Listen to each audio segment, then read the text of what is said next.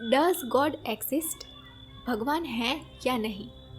इस मुद्दे पर 1 महीने पहले बहुत ही बढ़िया डिबेट हुई थी जावेद अख्तर साहब और मुफ्ती साहब के बीच। मुझे इस डिबेट का फॉर्मेट बहुत ही अच्छा लगा। दोनों को कम से कम डिस्टरबेंस के साथ अपने अपने मुद्दे रखने का मौका मिला और दोनों ने ही अपने अपने पॉइंट्स बहुत ही बढ़िया तरीके से पेश किए। उनमें से कुछ मुद्दों पर मैं यहाँ पर बात करना चाहूंगी। हेलो जी, नमस्ते, मैं हूँ काजल और KTGT में आपका बहुत बहुत स्वागत है। Let's no together and grow together. So the first question is, भगवान होने का सबूत क्या है और भगवान सबको क्यों नहीं दिखते? तो इस सवाल का जवाब जानने के लिए पहले हमें ये समझना पड़ेगा कि भगवान क्या है और क्यों है। So as per the internet और अलग अलग धर्मों के अनुसार भगवान जो है वो एक हायर कॉन्शियसनेस है जो पहले से थे, हैं और हमेशा रहेंगे। द रियल क्वेश्चन इज, हम क्यों हैं? तो इसका जवाब है, हमें भगवान ने बनाया।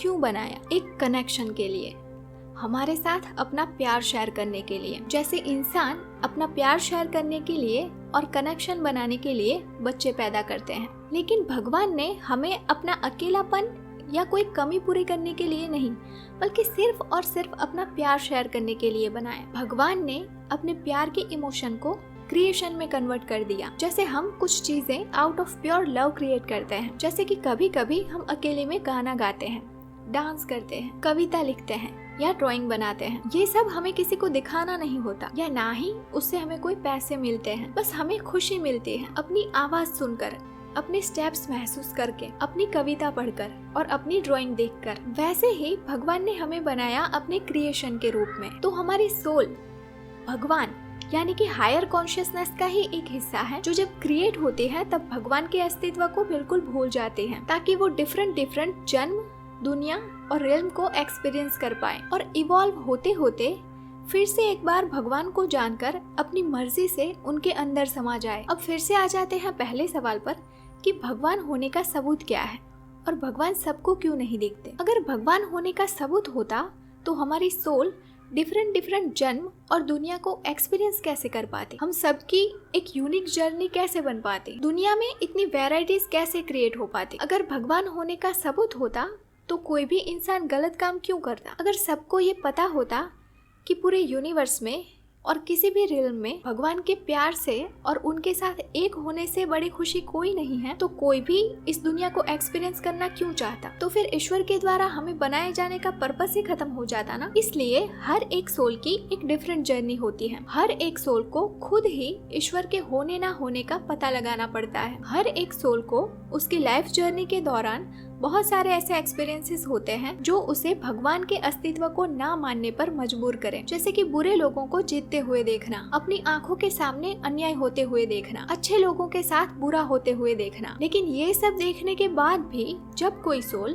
अपने अंदर के ईश्वरीय एट्रीब्यूट्स को चूज करती है, यानी कि प्यार, हिम्मत और सच का साथ देना, तब वो सोल ईश्वर को जान पाती है। और जब कोई सोल दुनिया की बुराई को देखने के बाद नफरत, कमजोरी और बुराई का साथ देना चूज करते हैं, तब वो सोल ईश्वर से दूर होती जाती है। तो एक सोल की ईश्वर से अलग होकर फिर से उनके साथ मिल जाने की साइकिल को चालू रखने के लिए ईश्वर उनके होने का कोई सबूत नहीं देते। अब ऑडियंस में से किसी ने जावेद अख्तर साहब से ये पूछा कि ईश्वर कहते हैं कि मुझे दिमाग से नहीं जाना जा सकता और मुझे जानने की कोशिश किए बिना मेरे अस्तित्व को नकारना गलत है। तो जावेद अख्तर साहब जवाब देते हैं कि मैंने ढूंढा लेकिन मुझे मिला नहीं, तो मैं नहीं मानता। पहले तो भगवान के साथ हर एक इंसान की एक पर्सनल जर्नी होती है, तो हमें किसी को भगवान को मानने के लिए प्रेशर नहीं करना चाहिए। और दूसरा, अगर भगवान को ढूंढना या उन तक पहुंचना इतना आसान होता तो भगवान सभी को मिल जाते ना। अब सवाल ये है कि अगर हर किसी की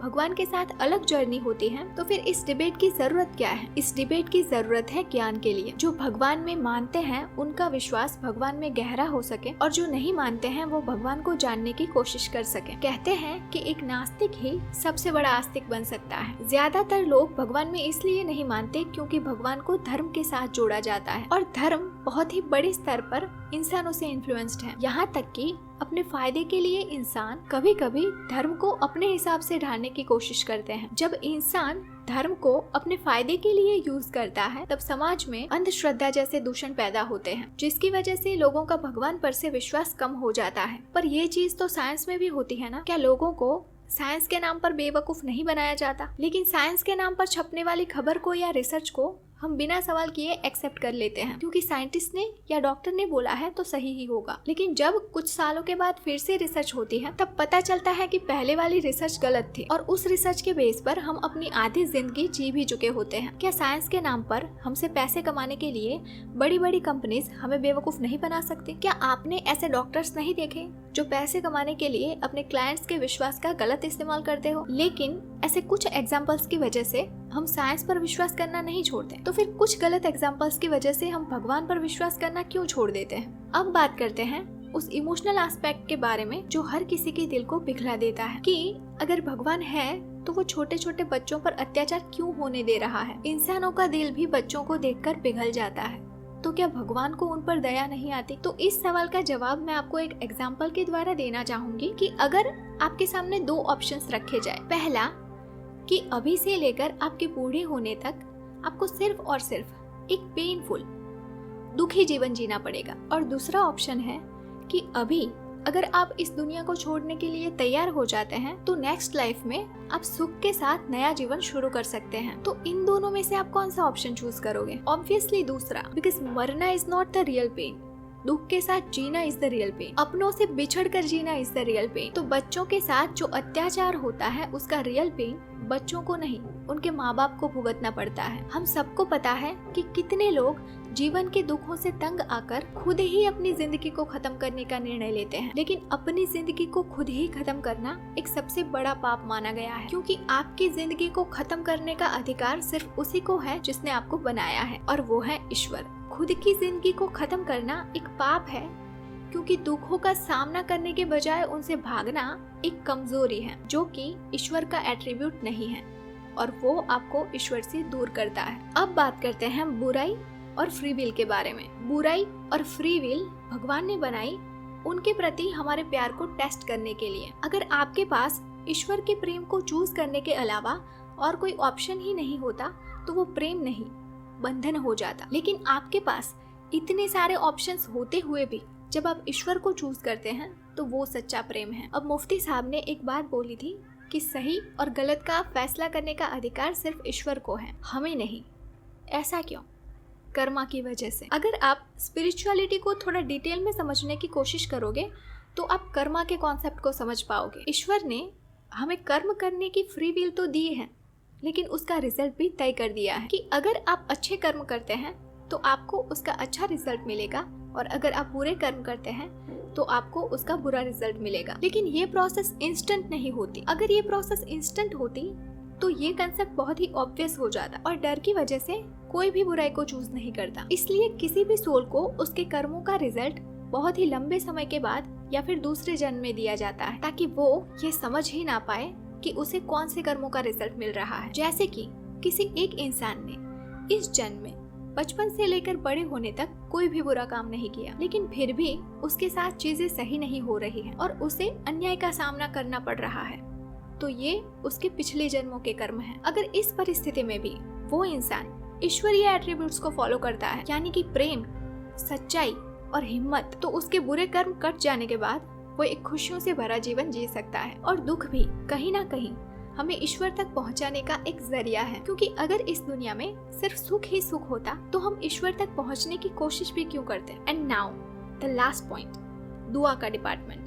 कहते हैं कि सच्चे दिल से की गई प्रार्थना या दुआ ईश्वर एक्सेप्ट करते हैं, और आपने जो भी मन्नत मांगी हो उसे पूरी करते हैं। अब ये कैसे वर्क करता है? सबसे पहले तो दुआ मांगना इज अ गुड कर्मा। अगर आप दुआ मांग रहे हो इसका मतलब ये है कि आपको ईश्वर में फेथ है, आप इस बात में विश्वास करते हैं कि आपके जीवन को आप अकेले नहीं चला रहे हैं, बल्कि एक हायर पावर है जो हम सबकी लाइफ को चला रहे हैं। और उस एक पल में आप लालच से ही सही लेकिन ईश्वर के साथ कनेक्ट होने की कोशिश तो जरूर करते हैं, और अगर आपने जो चीज मांगी है वो आपको मिल जाती है तो आपका विश्वास और भी गहरा हो जाता है। लेकिन दुआ में मांगी हुई हर चीज आपको नहीं मिलती। ईश्वर हमें वो नहीं देते जो हमें चाहिए, ईश्वर हमें वो देते हैं जिसकी हमें जरूरत है। जस्ट लाइक अवर पेरेंट्स, भगवान ने हमें बनाया है तो वो भी हमारे पेरेंट ही हुए ना। जब हम छोटे होते हैं तब हम अपने पेरेंट्स से कितनी सारी चीजें मांगते रहते हैं, लेकिन हमारे पेरेंट्स हमें सिर्फ और सिर्फ वही चीजें लेकर देते हैं जो हमारे लिए हार्मफुल ना हो। सो आई होप कि आपको ये वीडियो भगवान को और जानने में हेल्पफुल हो सके। अगर आपको ये वीडियो पसंद आई हो तो इसे लाइक कीजिए और अपने फ्रेंड्स और फैमिली के साथ शेयर कीजिए। हो सकता है कि ये वीडियो कम से कम किसी एक एथिस्ट यानी कि नास्तिक इंसान को ईश्वर के अस्तित्व के बारे में दोबारा सोचने के लिए मजबूर करे। Thanks for watching the full video. ऐसे ही और वीडियोस को देखने के लिए अभी इस चैनल को सब्सक्राइब कर लीजिए और बेल आइकन भी प्रेस कर दीजिए ताकि जब भी नई वीडियो आए तो तुरंत ही आपको नोटिफिकेशन मिल जाए। अगर आप इस वीडियो के बारे में अपना कोई ओपिनियन देना चाहते हैं तो कमेंट सेक्शन में बताएं। तो चलिए मिलते हैं अगले वीडियो में। तब तक के लिए stay blessed, stay beautiful, bye bye, take care, love and light.